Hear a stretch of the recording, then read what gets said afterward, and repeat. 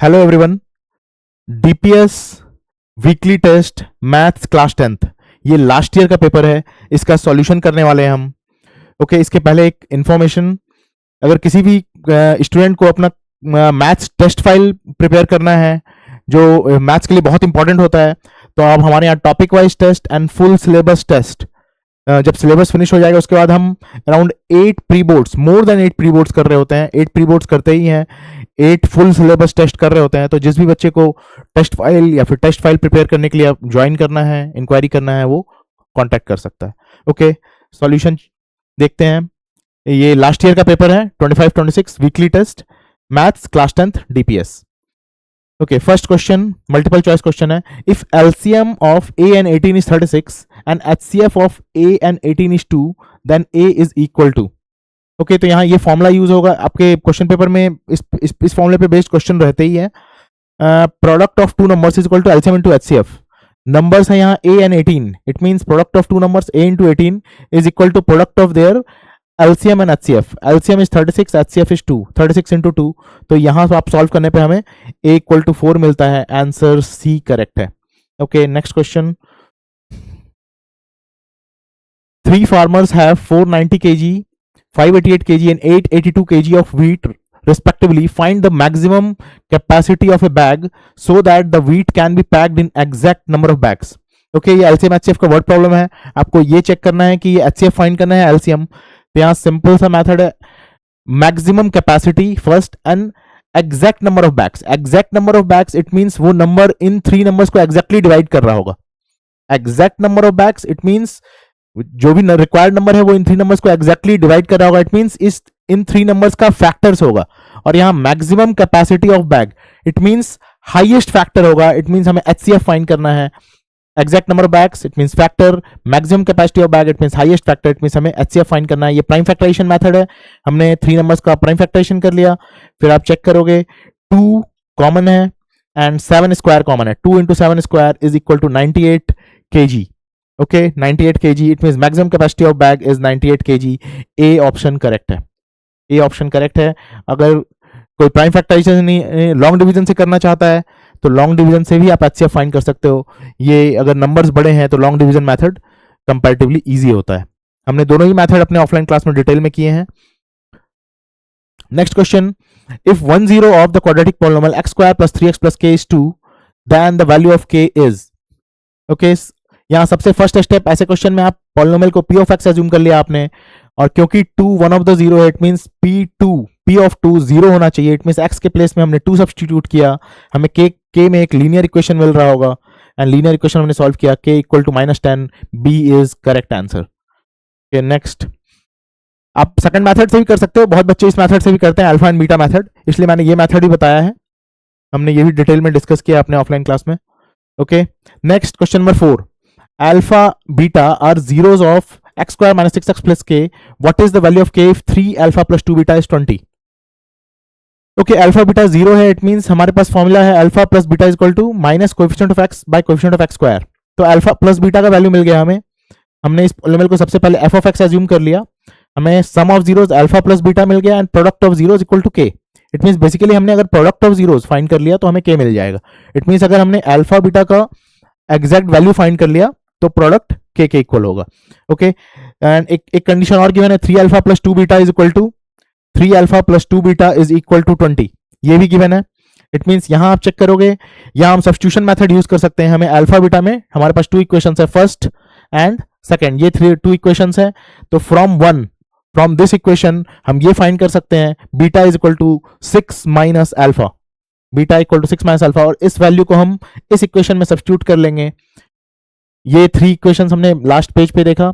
Alpha plus beta, यहां से हमने बीटा फाइंड किया 6 माइनस अल्फा, बीटा फाइंड किया 6 माइनस अल्फा, और ये हमने इस इक्वेशन में सब्स्टिट्यूट कर लिया बीटा के प्लेस में। हमें अल्फा में एक इक्वेशन मिल गया अल्फा के टर्म्स में। It means alpha is equal to, ये सॉल्व करने पे हमें अल्फा इज इक्वल टू 8, और अल्फा इज इक्वल टू 8 आप इसमें यहां सब्स्टिट्यूट करोगे तो आपको बीटा इक्वल टू -2, और हमने देखा था अल्फा बीटा k के इक्वल है। It means alpha beta equal to k, ये प्रोडक्ट हमने फाइंड किया, answer k equal to -16।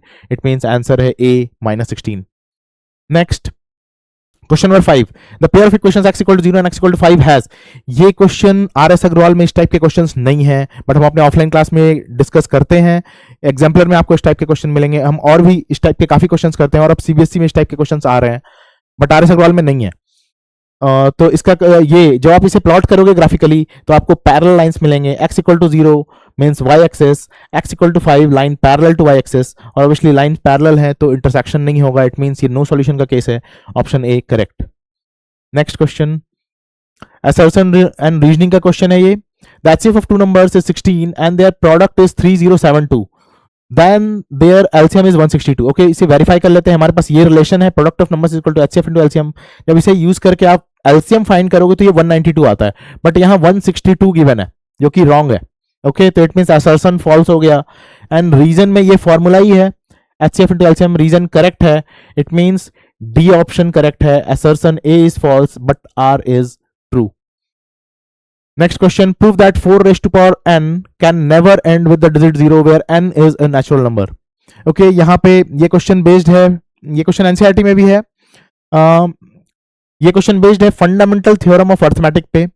Okay, 4 raised to power n का हमने प्राइम फैक्टराइजेशन किया, 2 raised to power 2n, the only prime in the factorisation of 4 raised to power n is 2, there is no other primes.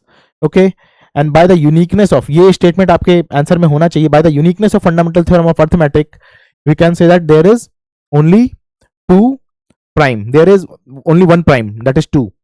For a number or number to end with 0, it must have 2 and 5 as its factors. दोनों ही factor होने चाहिए 2 and 5, तभी कोई number 0 पे and हो रहा होगा। Therefore 4 raised to power n does not end with the digit 0 for any natural number n. Okay, ये क्वेश्चन एनसीईआरटी में भी है, आर.एस. अग्रवाल में भी है। नेक्स्ट क्वेश्चन, इस टाइप का वेरिफिकेशन का क्वेश्चन जनरली रहता ही है। Find the zeros of quadratic polynomial 3x square minus 75 and verify the relationship between zeros and coefficients. Okay, तो सबसे पहले हमें zeros फाइंड करना होगा, तो हमने इस polynomial को p of x एज्यूम कर लिया, 3 कॉमन किया, x square minus 25, a square minus b square का फॉर्मूला यहाँ लगा, x square minus 5 square, it means x plus 5x minus 5. Okay, zeros find करने के लिए हमने to find zeros p of x को polynomial को 0 से इक्वेट करते हैं। यहाँ हमें क्वाड्रेटिक इक्वेशन मिलता है, तो हमने ऑलरेडी फैक्टराइज किया हुआ, इसे 0 से इक्वेट किया, इधर x plus 5 is equal to 0 और x minus 5 equal to 0. It means x is equal to minus 5 और x equal to 5. It means zeros हमें मिल गए। let हमने assume कर लिया, let alpha is equal to 5 and beta equal to minus 5. हमें 2 zeros के values मिल गए। अब वेरिफिकेशन पार्ट देखते हैं। वेरिफिकेशन पार्ट में सबसे पहले हमने जो हमने लास्ट पेज में 5 and minus 5 फाइंड किया था, उसे हमने अल्फा बीटा एज्यूम कर लिया है। तो यहाँ आप चेक करोगे, सम ऑफ जीरोस हम फाइंड करेंगे, alpha plus beta 5 plus minus 5 equal to 0। It mean sum 0 आया, एंड प्रोडक्ट ऑफ जीरोस हमने 5 into minus 5 that is minus 25। तो हमने ये डायरेक्ट एग्जैक्ट वैल्यूज से फाइंड किया, फैक्टराइजेशन करके जीरोस फाइंड किए, फिर हमने सम एंड प्रोडक्ट फाइंड किया। अब हम फॉर्मूले का यूज करेंगे, यूजिंग फॉर्मूला पॉलिनोमियल है 3x square minus 75, 3x square minus 0x minus 75, क्योंकि यहाँ x का टर्म नहीं है तो बेसिकली हम उसे इस तरह से कर सकते हैं, minus 0x, a equal to 3, b equal to 0, c equal to minus 75। अभी हम फॉर्मूला यूज करेंगे, sum of 0 is equal to minus coefficient of x by coefficient of x square that is minus b by a। यहाँ आप ये check करोगे b 0 है तो it means minus 0 by 3 it means 0। आप देखो सम यहाँ भी 0 था एंड सम फॉर्मूला यूज करके भी 0 आया, इट मींस सम हमने वेरीफाई कर लिया। नेक्स्ट प्रोडक्ट, प्रोडक्ट वहां 25 आ रहा है, चेक करते हैं यहाँ 25 है कि नहीं। Product of 0 is equal to using formula constant term by coefficient of x square c by a minus 75 by 3 it means minus 25। Okay, तो हमने सम को भी दो डिफरेंट मेथड से वेरीफाई किया एंड प्रोडक्ट को भी वेरीफाई किया using exact value and using formula, that means hence verified. Okay, offline class में हमने ये सब कुछ डिटेल में किया है। नेक्स्ट, ये क्वेश्चन काफी कॉमन है, सीबीएसई में भी आता है। यहाँ आप देखोगे coefficients of x and y interchange हो जाते हैं दोनों इक्वेशन में। यहाँ 27 है तो यहाँ 31 है, एंड यहाँ 31 है तो यहाँ 27 है। ओके, इट मींस यहाँ x का कोएफिशिएंट 27 है, y का कोएफिशिएंट 31 है, और यहाँ ये इंटरचेंज हो गया, यहाँ x का कोएफिशिएंट 31 है एंड y का कोएफिशिएंट 27 है। ओके, तो ऐसे क्वेश्चन में इस तरह से करने पे थोड़ा इजीली सॉल्व होता है ये। एडिंग बोथ इक्वेशंस, दोनों को हमने ऐड किया तो आप देखोगे दोनों कोएफिशिएंट सेम हो जाएंगे 58, जिसे हम कॉमन कर सकते हैं। फाइनली यहां से हमें x प्लस y मिल जाएगा। नेक्स्ट सब्ट्रैक्ट करेंगे तो यहां भी दोनों के कोएफिशिएंट का मैग्नीट्यूड सेम होता है, फिर -4 हमने कॉमन कर लिया, यहां भी हमें x, यहां से हमें x माइनस y मिल गया। ओके, अब इन दो इक्वेशन को हम सेपरेटली सॉल्व कर लेंगे। दोनों इक्वेशन को हमने ऐड किया, y y कैंसिल हो जाएगा, 2x is equal to 4, x is equal to 2। Okay ये क्वेश्चन थोड़ा वीडियो ज़्यादा लॉन्ग नहीं हो इसलिए थोड़ा फास्ट कर रहे हैं हम। ऑफलाइन क्लास में हम काफ़ी स्लो और डिटेल्ड सॉल्यूशन करते हैं इसका। Okay using 3 x equal to 2 आपने इसमें सब्सटीट्यूट किया तो y का वैल्यू मिल जाएगा। Final answer is x equal to 2 and y equal to 1। Prove that 3√3 is an irrational number. ये क्वेश्चन आप कर सकते हो, काफी इजी क्वेश्चन है ये।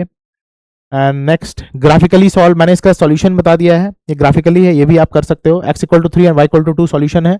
एंड ट्रायंगल वर्टाइसेस है 3,2, एक तो सॉल्यूशन ही होगा। Intersection of lines, intersection with y axis, ठीक है। ये 3 पॉइंट्स हैं ट्रायंगल के, वर्टाइसेस हैं ट्रायंगल के।